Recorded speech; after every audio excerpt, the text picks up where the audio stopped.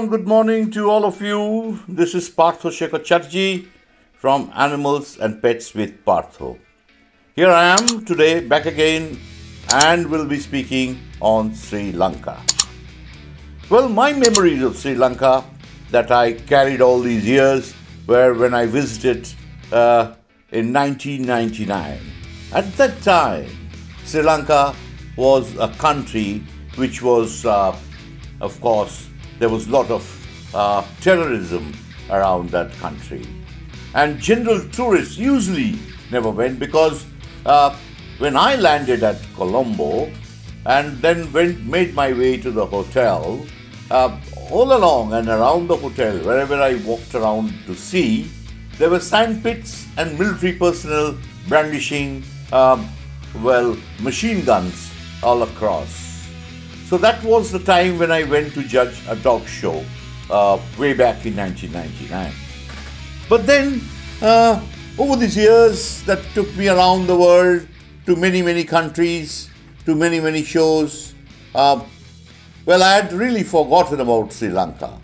But then, suddenly, I got a call from Mr. Raja from Colombo, and he invited me to officiate for their shows. Well, initially I never knew for how long, but when I asked, when they asked me to, if I was free, I said yes, but I would like to visit your wildlife, to your safaris and national parks. He immediately agreed and said we'll organize it. I agreed even to sort of pay my time at the safaris. That was even before knowing what I was expected to do and how long I was going to stay. He said yes and I said yes. So then we started talking. Then he sent me a ticket which was 12 days. I was surprised. I wrote back, "Are you sure you're going to keep me for so long?" Then he said, "Yes, because you asked for safaris. So in order to accommodate them, so we got to have."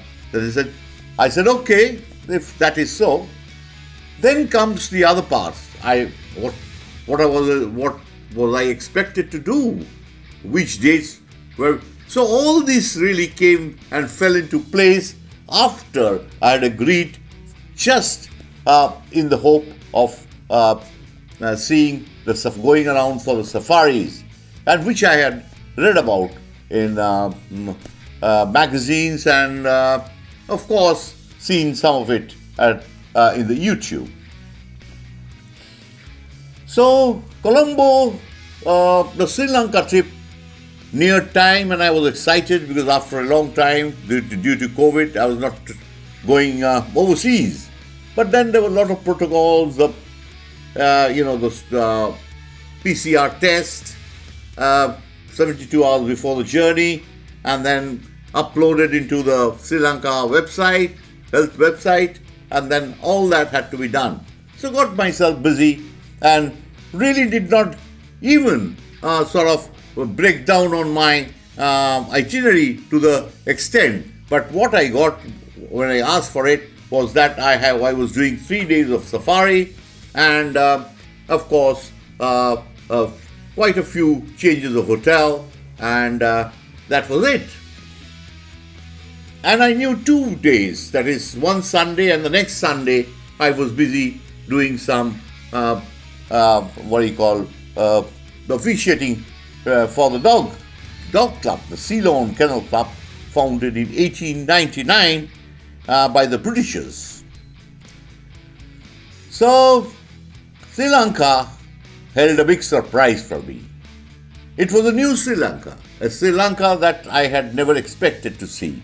It was, it was one of the most gorgeous places that I have visited in many years. As for me, because of the safaris, it made my stay so wonderful. I had, of course, my cameras, which is of late I've become a passionate amateur photographer, and love to photograph nature and wildlife. Though I may not be doing a great job, but at least it is very satisfying to me when I get a good picture and I think it is good and I like it. And well, I'm sure if I like it, some people also will like it. So that's how it goes. So I'm happy at what I'm doing. So all that weight that I have to carry and then carry through security, when you have to open up all your cameras, put it on the tray and all that, it's a big deal, it's a big headache. But you still think end of the road, you have a lot of wild animals that are going to come into you. You're going to use your lenses on them and bring all the memories back with you. So it's really satisfying, and so all the hassle and the trouble is really worth it.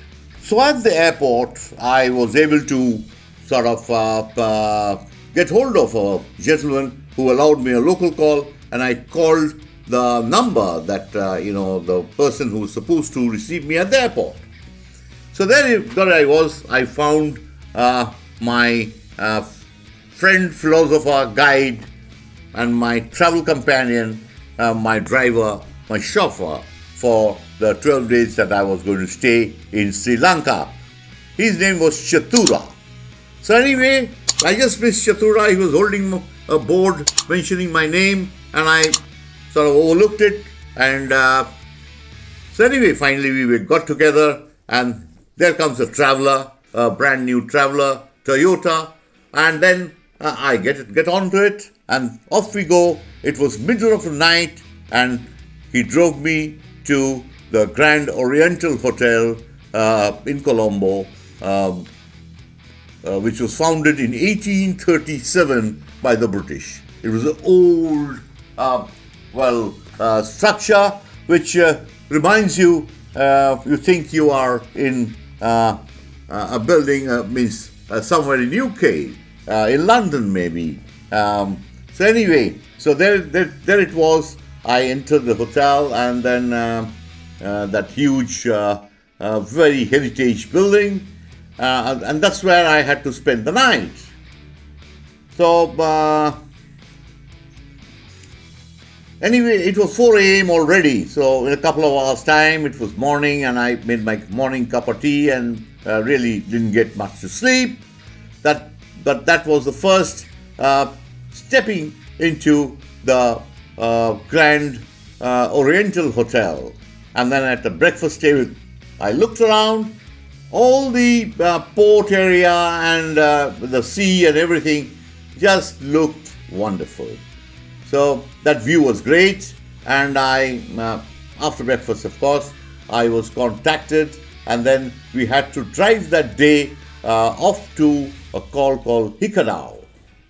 So that was where I was supposed to go, was Hikkadua. And later on in the day, we checked out and we left for Hikkadua during noon. So it was a long drive through on the expressway, and it was Sri Lanka just looked transformed. It was modern Sri Lanka. All this transformation, I was told by Chatura, that happened in after 2009. Well, my van was fitted with Wi-Fi, and so I could talk to everybody around from there, and I was well in contact with the world outside, sitting in that van and going through those expressways. Finally, we reached Hikkadua, Coral Sands Hotel, Hikkadua. What a pleasant surprise. What a great place it was. Just overlooking the sea, a fantastic view. And, I had a lot of surprises for me that was waiting at that beautiful place called Hikkadua. After a couple of days at this beautiful Hikkadua, the beach hotel there, and then there was a weekend, and we had about 147 dogs that I had to see and certify. And then that was a big day. But then what I saw was, the rituals. There was a group of Sri Lankan native people dressed in native dresses, of course, and then they were playing their drums and they were singing their songs. That was how they welcomed us. And then when all the shows started, they lit a diya, a lamp, oil lamp. That had to be lit up, and then the function could start. So it was all very a lot of fun, and the place, it was the show was held in a beach hotel, another beach hotel, and the place was vibrant with dog people, and there were hundreds of people, dog people, who had accumulated from all over the area, the Hikkadua area, and so the day was very, very well spent. So after Hikkadua, then we had to move on to some other place, and because that was the week that I was going to do my safaris.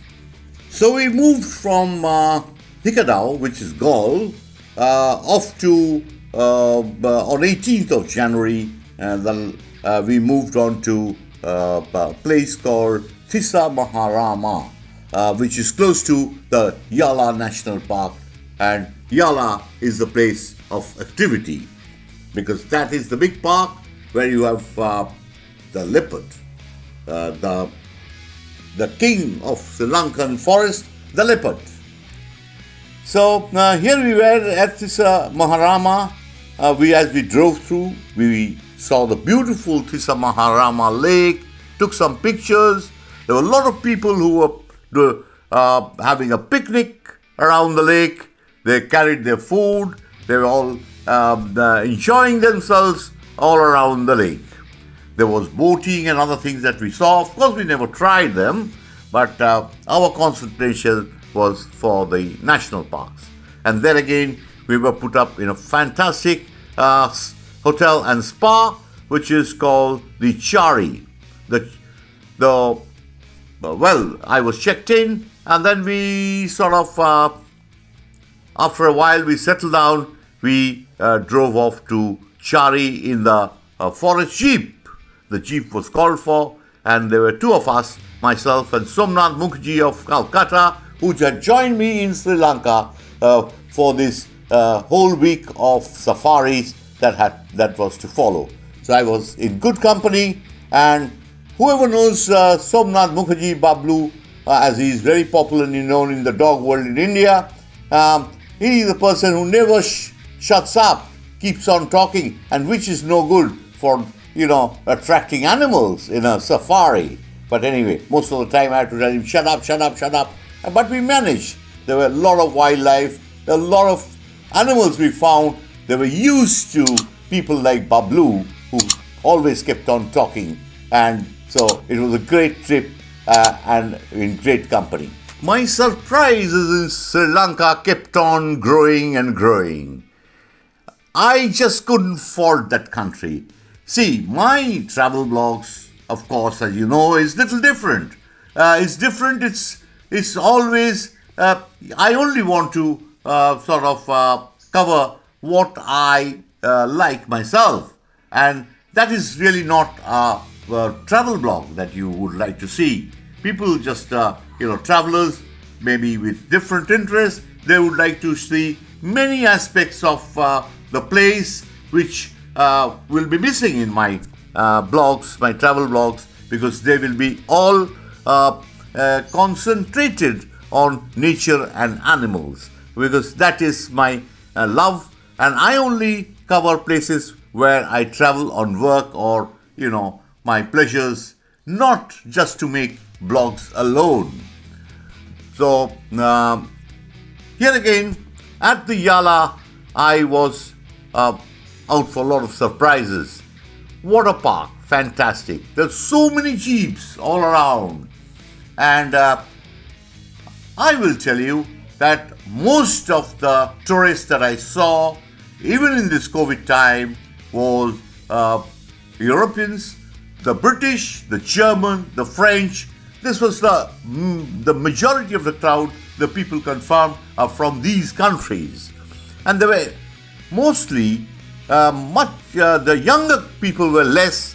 What we had were the older, retired people, and of course, with still a lot of life left in them, and they like to travel, see the world, see wildlife, and enjoy beautiful sunshine, lovely weather, and great sea beaches. Sunbathe in sea, along the sea beaches, see the waves come and hit the shores, and then, of course, the safaris that are plenty all around Sri Lanka, with hundreds of national parks.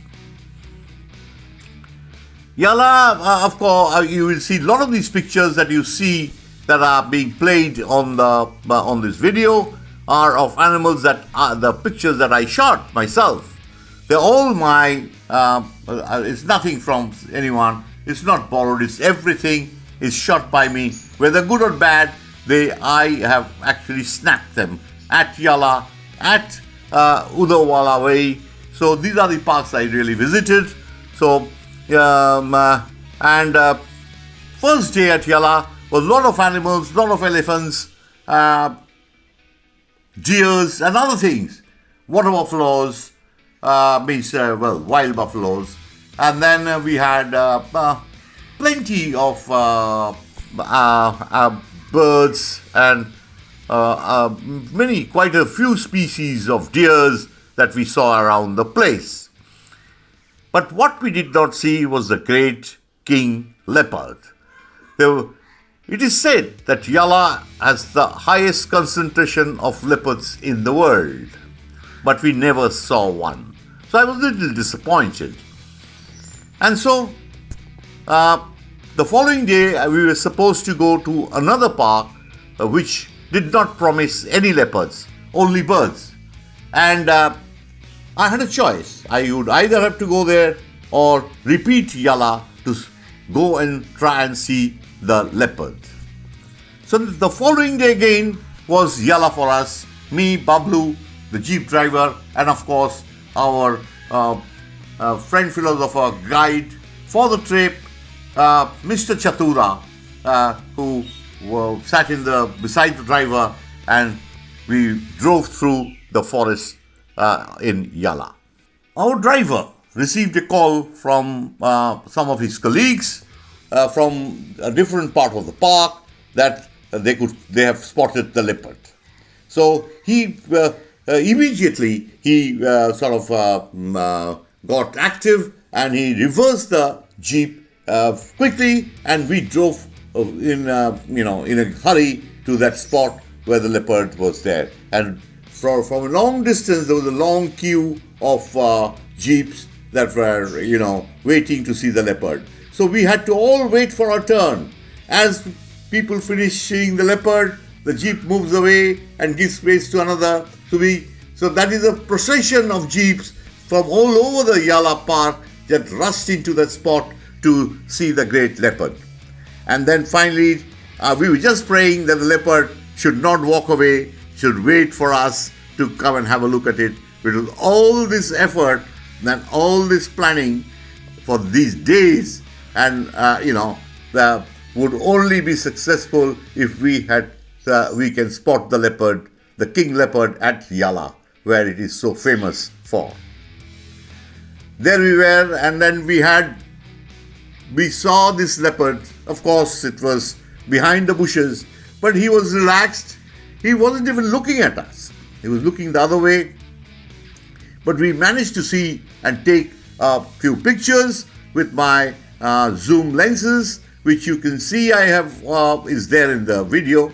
Of course, but then we saw it move around, and the leopard was there. So our Yala trip was really, really complete after having seen the leopard. So the following day, the Yala was done with, and we had to move on. The following day, we had to long drive off to a place called Udawalawe. So That's it. And then, so we were off to Udawalawe the following day after lunch. And it was a long, long drive, of course, but very pleasant. All along, there was not a pothole, not a bump that our car had to face. And it was a fantastic drive. All around, it was green and green and green. With a population of 23 million, as I have been confirmed by Chatura, Sri Lanka looks a fantastic country with great prospect, and the tourist prospect is just, it will keep on growing, I'm sure, if they can keep this country as it is. As evening was approaching, he drove me to a resort called the Kaluz Hideout. As most people would know Sri Lanka as a cricketing country, and a country where Sanat Jayasuriya made it famous by winning the World Cup. And the person who partnered Sanat Jayasuriya, Kaluz Hideout, was the opening batsman who partnered Sanat Jayasuriya in 96-97 when they won the World Cup. And he was the wicketkeeper and opening batsman partner to the famous Sanat Jayasuriya. So it's Kaluz Hideout is his place. And it's a fantastic place, well inside the jungle. It's just a jungle, and this road just leads into it, and there you go in. There is a posh resort, a huge place with swimming pools and decks and everywhere where you can see nature, picture birds, and you are engulfed with only greenery.